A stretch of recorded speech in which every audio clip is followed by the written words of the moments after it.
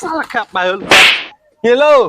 ওপরে আসবো? হ্যাঁ উপরে জয়েন মারতে হবে বকরাই আর মিস্ত্রি আজকালকার মিস্ত্রি সব মনে হয় যে নবাব হয়ে গেছে বে। কত কেন হবে কষ্ট। জয়েন মারতে হবে না হেল্পার আছে তো কি আছে কে লিবে মশলা? হেল্পার কিন্তু জয়েন মারতে হবে ধরেন এই যে মশলা লিবে মিস্ত্রি, হেড মিস্ত্রি মশলা লিবে। হ্যাঁ তাহলে জয়েন মার কোনালা জয়েন মারবো? এগুলো জয়েন মার আমার হাত পা সব ফুটে গেছে জি মিস্ত্রি। হাত পা ফুটলে কি হলো গামছা দে মার হ্যাঁ? গামছা দে হাত বান্ধে মার গামছা না তো লুঙ্গি দে বান্ধে হ্যাঁ তবে জয়েন মার লুঙ্গি খুইলে আমার বাবা।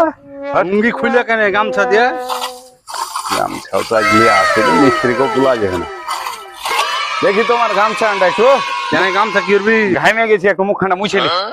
আমার গামছা দিয়ে সব ছেড়ে মুছবি হ্যাঁ ধর হ্যাঁ তুমি তুমি ওদিক মারো আমি এদিক মারছি।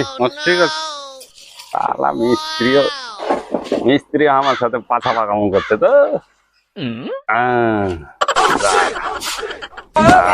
মিস্ত্রি হাত ফুটে যাবে। এই যে দেখ ভালোই হয়েছে।